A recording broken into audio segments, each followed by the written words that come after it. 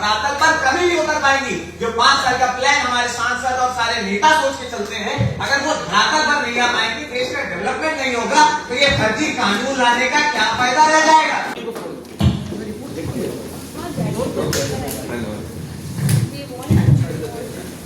धन्यवाद।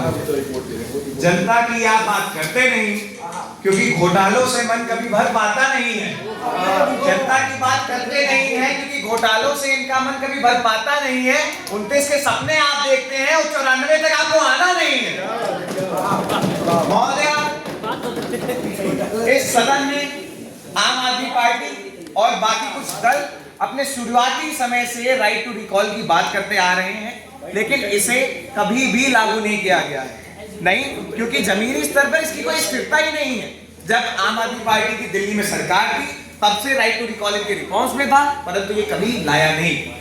महोदय, हमारे संविधान में आर्टिकल 83 और 172 संसद और विधानसभाओं को निश्चित कार्यकाल तय करने की छूट देती है, और आर्टिकल 324 चुनाव की प्रक्रिया देता है, परंतु कभी भी राइट टू रिकॉल का मेंशन कहीं नहीं हुआ है।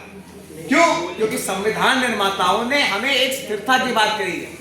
महोदय, अगर हम राइट टू रिकॉल की बात करें और हर 18 महीने पर, जैसे हमारे सांसद लोगों ने बोला है, हम चुनाव कराते रह जाएंगे, तो हर चुनाव के साथ में एक मॉडल कोड ऑफ कंडक्ट लगता है, जिसके तहत उस पीरियड ऑफ समय तक कोई भी सरकारी कार्य नहीं हो सकता है। और अगर हम बार बार राइट टू रिकॉल लगाते रह जाएंगे, बार बार मॉडल कोड ऑफ कंडक्ट लगाते रह जाएंगे, तो पॉलिसीज धरातल पर कभी नहीं उतर पाएंगी। जो 5 साल का प्लान हमारे सांसद और 18 महीने में जो भी आपको पसंद नहीं है नेता, उस पर चुनाव होंगे, मॉडल कोड ऑफ कंडक्ट लगेगा, मॉडल कोड ऑफ कंडक्ट लगेगा, डेवलपमेंट रुकेगा।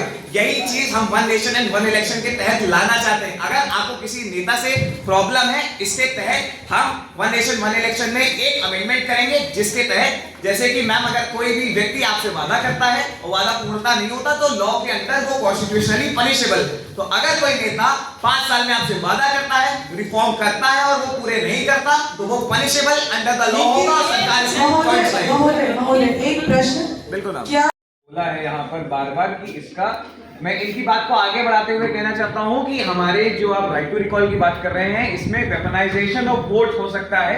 अगर कोई पार्टी का नेता चुन के आता है और वो किसी मेजोरिटी को उस नीति से काम नहीं कर पा रहा है, या तो उस मेजोरिटी के लोगों को वो पसंद नहीं है, तो क्या उसके लिए राइट टू रिकॉल नहीं आ सकता है। दूसरा, हमारे यहाँ पे हर समय हाई एडमिनिस्ट्रेटिव कॉस्ट होती है, क्योंकि हमारी जनसंख्या सबसे ज्यादा है और हमारे यहाँ बहुत लोग वोटर्स हैं, 95 करोड़ से ज्यादा वोटर्स हैं। तो क्या अगर हम बार बार राइट टू रिकॉल लाते रहेंगे, हाई एडमिनिस्ट्रेटिव कॉस्ट होगा, तो ये हमारे फंडिंग पे, हमारे बजट में डेप्थ नहीं बढ़ता चला जाएगा। महोदय, उन्होंने राइट टू रिकॉल की बात करी है, तो आप एक चीज बताइए, अगर किसी नेता को 5 साल के लिए चुन के लिया गया है, वो उस टाइम फ्रेम के लिए पॉलिसी बनाएगा, लेकिन अगर किसी नेता को पता है कि जनता कभी भी उसे राइट टू रिकॉल लगा के हटा सकती है, तो क्या वो जनता को लुभाने के काम करेगा या देश के डेवलपमेंट की बात करेगा? असर पड़ेगा।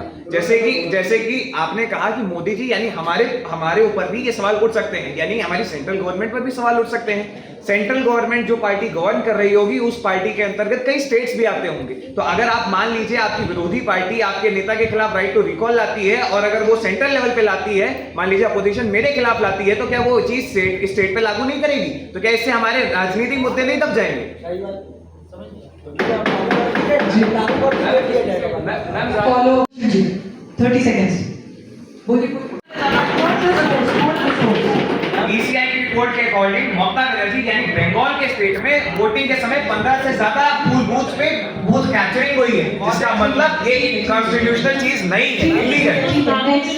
फॉरेन यूनिवर्सिटी रेगुलेशंस लाएंगे, जिसके तहत बाहर की टॉप यूनिवर्सिटीज, चाहे कैम्ब्रिज हो चाहे ऑक्सफोर्ड हो, वो भारत में आके अपने कैंपसेस खोल सकती हैं, ताकि भारत के लोगों को, भारत के यूथ को हायर एजुकेशन मिल सके। तीसरा, जो हम सिस्टम हो, जिसके तहत कोई भी बच्चा ड्रॉप आउट ना कहलाए। अगर वो 1 साल का करता है कोर्स, तो वो सर्टिफिकेट कंसीडर होगा, 2 साल का बन जाता है। और अगर आरोप है तो सजा अपील को मिलेगी। यहाँ पे ये कोई नहीं देखेगा कि वो रूलिंग है कि विपक्ष है। दूसरा, जितने भी रिफॉर्म्स हमने यहाँ पे डिस्कस करे हैं, वो सिर्फ अपलिफ्टमेंट ऑफ यूथ, हमारे देश के विकास के लिए है। और अगर सरकार ने या सुप्रीम कोर्ट ने इस पर स्टे लगाया है, तो ये रिफॉर्म्स के लिए लगाया है, जिसके लिए आप और हम यूथ यहाँ पर बैठे। यहाँ पर हम किसी मुद्दे को आपके आरोप लगाने के लिए और आपके आरोप सुनने के लिए बैठे होते, तो हमारा देश चल चुका है। जैसे संसद में से वंदे मातरम होता है, हम लोग भी वंदे मातरम गाते रह जाते हैं और ये संसद की कार्रवाई नहीं हो पाती।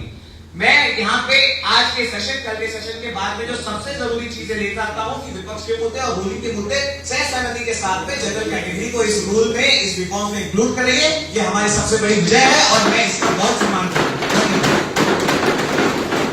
यूनिवर्सिटी ग्रांट कमीशन के अंदर आते हैं, उनको रिफॉर्म करते हुए हम यहाँ पे सबसे पहले लाना चाहेंगे appointment and promotion of teachers, जिसके तहत सिर्फ एक पर्टिकुलर वीसी यानी कि वाइस चांसलर को एलिजिबिलिटी नहीं मिलेगी किसी मुद्दे पर बात करने के लिए।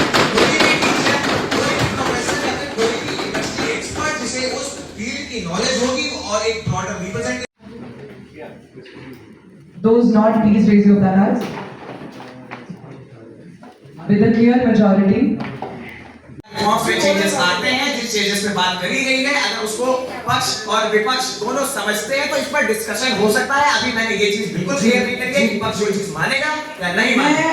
धन्यवाद। कोशिश करूंगा। सबसे पहले संजय सिंह जी से शुरू करते हैं। उन्होंने कहा कि प्रधानमंत्री आप झूठ बहुत बोलते हैं, परंतु महोदय जब संजय सिंह जी ने ये बात कही थी कि हमारे पक्ष के नेता कुछ नेताओं को इधर उधर कर देते हैं या फिर साइडलाइन कर देते हैं, अरे जब आप राघव चड्ढा जी के बगल में बैठे हो तो आपके मुंह से ये बातें शोभा नहीं देती हैं। धन्यवाद। और दूसरा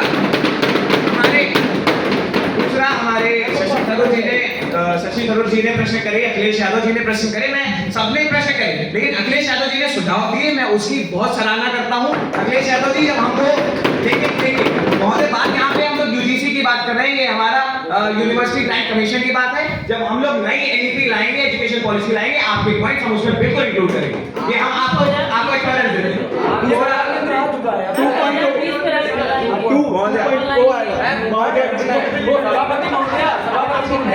नहीं, no more point.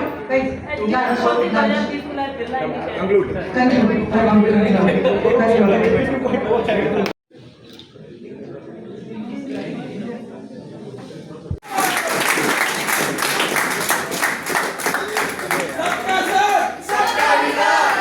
मोदी